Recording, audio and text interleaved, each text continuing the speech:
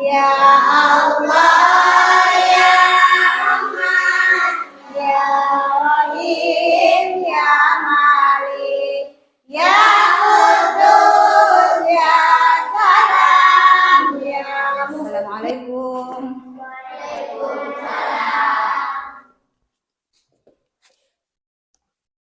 Apa kabar? Baik. Sehat?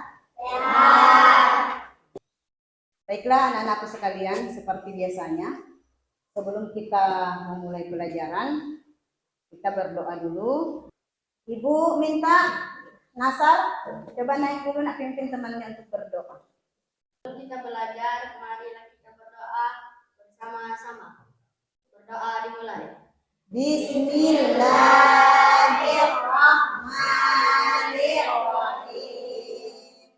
Rabbi zidni ilman warzuqni fahman. Artinya ya Allah, tambahlah ilmuku dan berilah aku pengertian yang mudah. Amin. Sebelum lanjut, Ibu absen dulu ya. Anang, Faris, Fahri, Salva, Cindy, Alpin, Ibrahim, Zahratul Aini, Az-Zahra, Andini, Nasar, Azril. Oke, alhamdulillah semua hari ini hadir. Ya, sebelum kita mulai, Ibu tanya dulu. Apa yang kalian ketahui tentang Allah melalui Asmaul Husna? Ar-Rahman, Allah Maha Pengasih. Ar-Rahman, Allah Maha Pengasih. Baim? Al-Malik, Allah Maha Merajai. Al-Malik, Allah Maha Merajai. Ana? Ar-Rahim, Allah Maha Penyayang. Andini? Al-Ghafur, Allah Maha Pengampun. Oke, pertanyaan kedua. Apakah mengenal Allah melalui Asmaul Husna itu penting? Penting. Kenapa penting?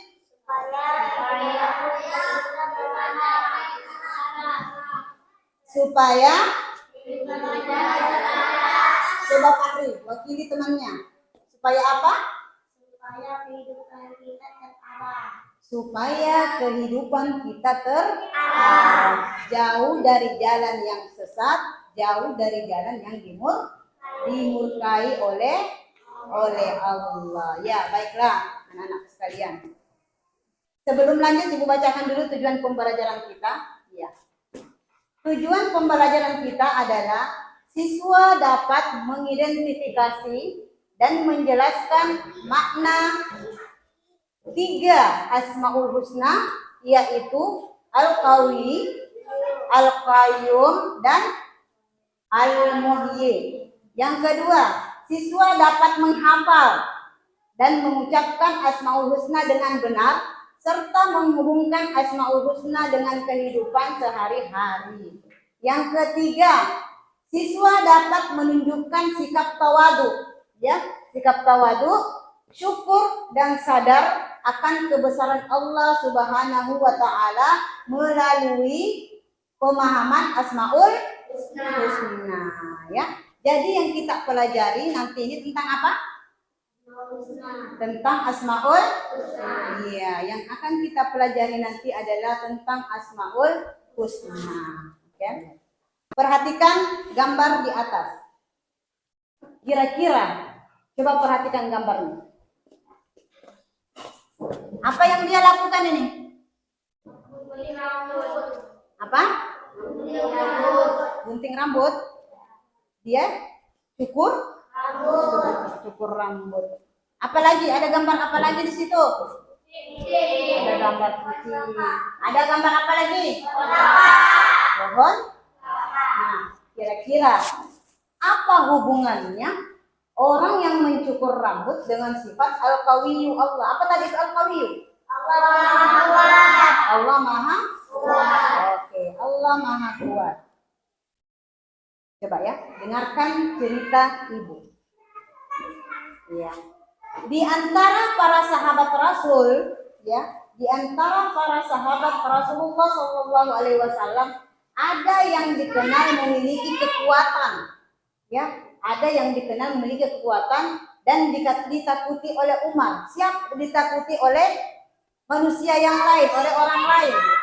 Siapa dia? Dia adalah Umar bin Khattab. Itu adalah sahabat Rasulullah. Umar bin Khattab. Dia itu orangnya kuat sehingga ditakuti sama orang lain. Apa pesan moralnya? Jika kita takut hanya pada Allah, maka semua makhluk pun akan takut kepadanya. Itulah suatu pesan moral dari cerita tersebut. Jangan takut kepada manusia, tapi takutlah kepada Allah. Karena yang maha kuat hanya Allah. Ya, itu cerita yang pertama. Yang selanjutnya, coba lihat gambarnya. Kira-kira dia lagi ngapain? Gambarnya.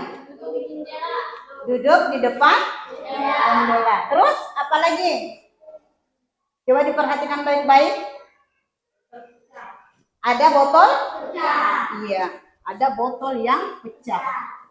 Ada botol yang pecah. Ya.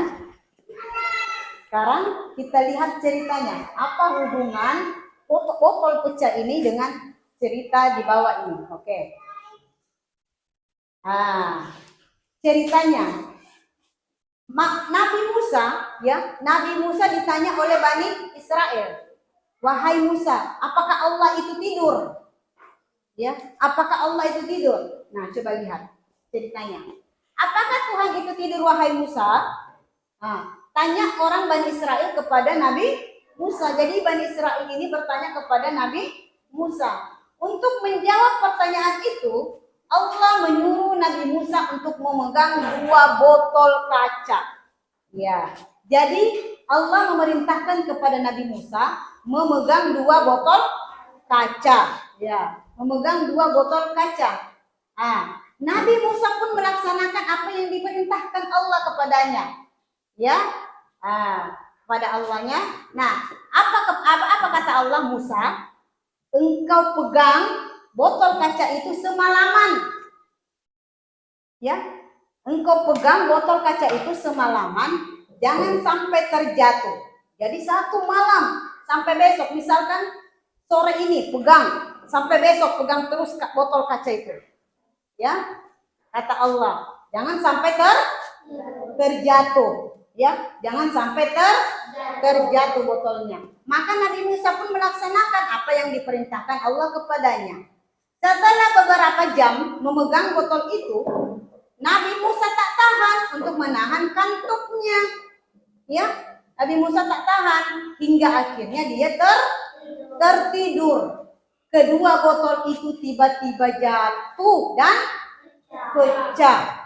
Tiba-tiba jatuh dan pecah. Itulah tadi hubungannya dengan gambar yang kalian lihat, seseorang yang duduk dan ada botol yang pecah. Itu diibaratkan Nabi Musa yang sedang duduk memegang 2 botol sampai semalaman. Karena tak tahan dengan kantuknya, maka dia tertidur sehingga botolnya jatuh dan pecah. Ya, jatuh dan pecah. Apa kata Nabi Musa? Ya Allah, aku tak sanggup semalaman harus memegang botol itu sampai tak terjatuh. Kata Nabi Musa, segera tersadar dari kantuknya.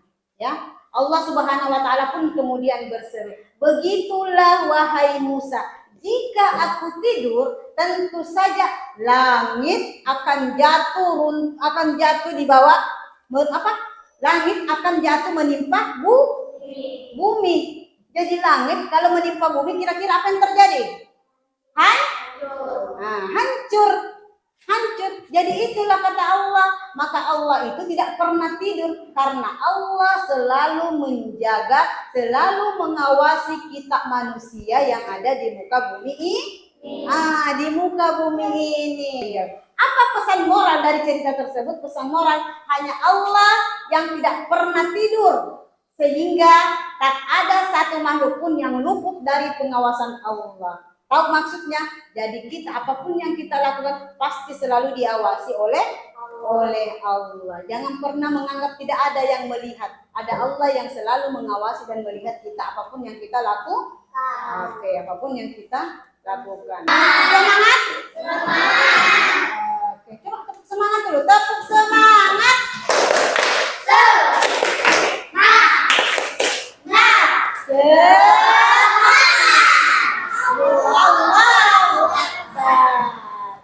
Kalau kau suka hati sebut takbir Allahu Akbar. Kalau kau anak soleh sebut takbir Allahu Akbar. Kalau kau anak soleh mari kita lakukan. Kalau kau anak soleh sebut takbir Allahu Akbar. Oke. Cerita selanjutnya ya. Sekarang coba perhatikan gambar lagi. Itu kira-kira dia ngapain?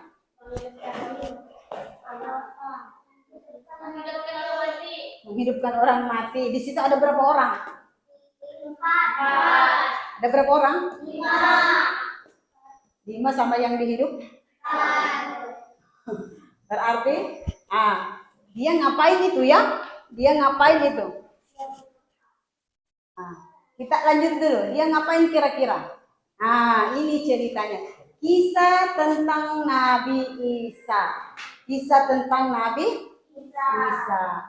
Kaum Nabi Isa berjanji, berjanji akan beriman jika dia melihat sebuah mukjizat oleh Nabi Isa. Mereka kemudian meminta Nabi Isa untuk membangunkan kembali orang yang orang yang sudah meninggal. Nabi Isa lalu berangkat bersama kaumnya ke sebuah pemakaman. Tak kepalang tanggung mereka meminta Nabi Isa untuk membangunkan orang yang sudah lama meninggal. Mereka memilih makam Sam bin Nuh. Sam bin Nuh, anak dari Nabi Nuh. Ternyata Sam bin Nuh ini sudah meninggal 4.000 tahun yang lalu. Nabi Isa lalu sholat berdoa di samping makam Sam bin Nuh. Dengan seizin Allah, Sam bin Nuh pun berhasil dibangkitkan dari kubur. Melihat mukjizat seperti itu, barulah kaum Nabi Isa menyatakan keimanan mereka kepada Nabi Isa. Karena melihat mukjizat yang diperlihatkan oleh Nabi Isa, barulah mereka mau menyatakan untuk mengikuti apa yang disampaikan oleh Nabi Isa. Apa pesan moralnya? Mengapa kaum kafir kepada Allah padahal kamu tadinya mati? Kita semua sudah pernah mati karena berada di dalam perut. Lalu Allah menghidupkan. Hidup di mana? Di dunia. Terus dimatikan, dihidupkannya kembali. Kemudian kepadanya lah kita kepadanya lah kita kembali. Oke. Sekarang sebelum kita lanjut, Ibu bagikan dulu pertanyaan-pertanyaan formatif untuk kalian jawab. Setelah nanti kalian menjawab, baru Ibu membagi kelompok. Ya, baru Ibu membagi kelompok untuk kalian semua ya. Dan ini dijawab, jangan minta jawaban sama teman karena nanti jawabannya akan Ibu kelompokkan siapa jawaban yang paling banyak benarnya akan dikelompokkan, yang kurang benarnya dikelompokkan bersama-sama siapa yang kurang benar, seperti itu dan seterusnya. Oke? Jadi jawab sendiri-sendiri.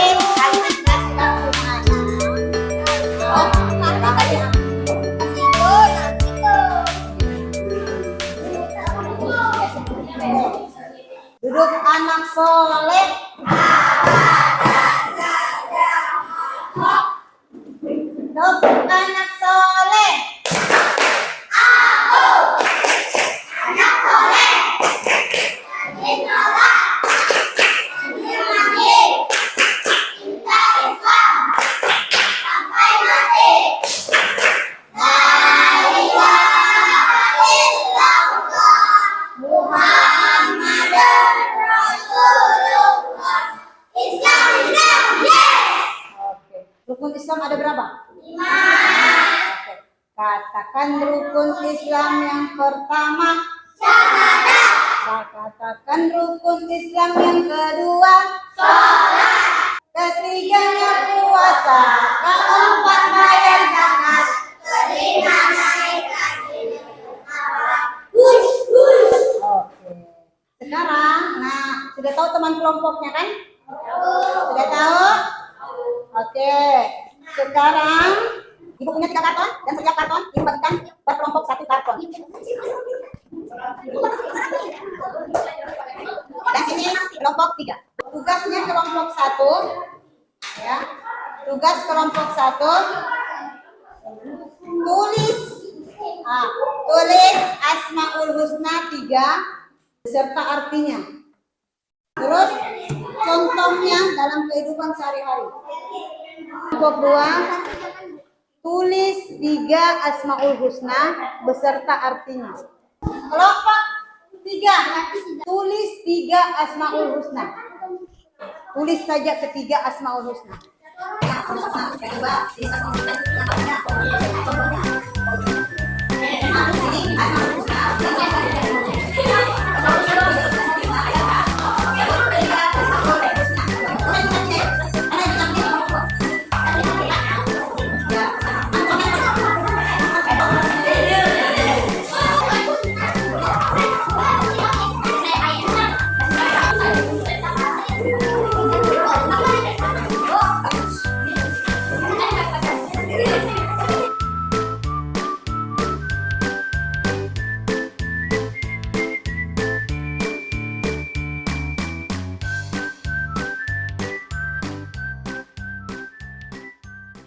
Oke, sudah semua? Sudah. Bagaimana hasilnya? Good. Oke, mana kelompok 1? Silahkan coba kelompok 1 naik di atas. Kelompok 1 ini, apa yang kalian tulis? Asmaul Husna. Apa itu Asmaul Husna? Nama-nama Allah yang baik. Apa lagi yang kalian tulis? Al-Qawiyyu. Al-Qawiyyu adalah Allah Maha Kuat. Oke, silahkan duduk. Tepuk tangan palsu. Kelompok 2. Sini maju. Kelompok 2 tulis apa? Asmaul Husna. Asmaul. Husna. Terus apa itu Asmaul Husna? Nama Allah yang baik. Bagaimana kreasinya kelompok 2? Bagus. Cantik? Tepuk tangan untuk kelompok 2. Oke, silakan dulu. Selanjutnya kelompok 3. Nah, ini kelompok berapa nih? 3. Kelompok 3. Cantik ya? Cantik. Kayaknya ini paling cantik ya? Oke, kelompok 3. Apa yang kalian tulis? Asmaul Husna. Asmaul Husna.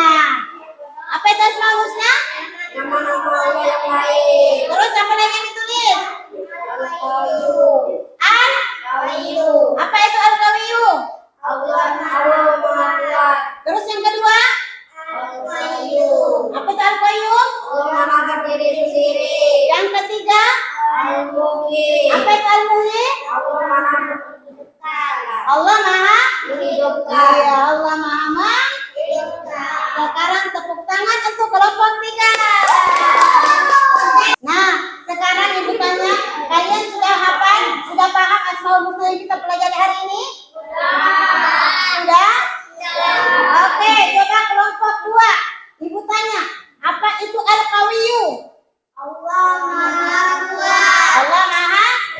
Kelompok 1, apa itu Al-Qayyum? Allah Maha berdiri sendiri. Kelompok 3, apa itu Al-Muhyi? Allah Maha menghidupkan. Allah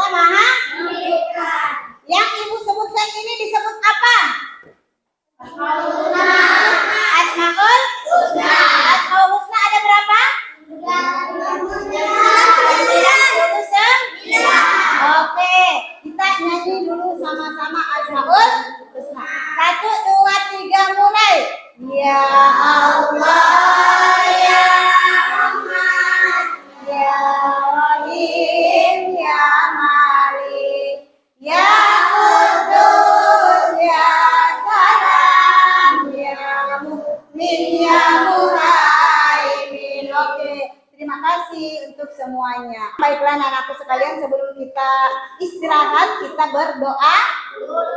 Berdoa dulu. Semoga apa yang kita dapatkan hari ini berkah untuk kita semua ya. Bismillahirrahmanirrahim. Wal asri innal insana lafi khusr illal ladzina amanu wa amilus shalihati wa tawassaw bil haqqi wa tawassaw bis sabr. Amin. Baiklah, mungkin cukup dulu pertemuan kita hari ini. Mudah-mudahan Allah senantiasa memberikan kita kesehatan dan kesempatan sehingga kita bisa berkumpul kembali. Assalamualaikum warahmatullahi wabarakatuh. Waalaikumsalam.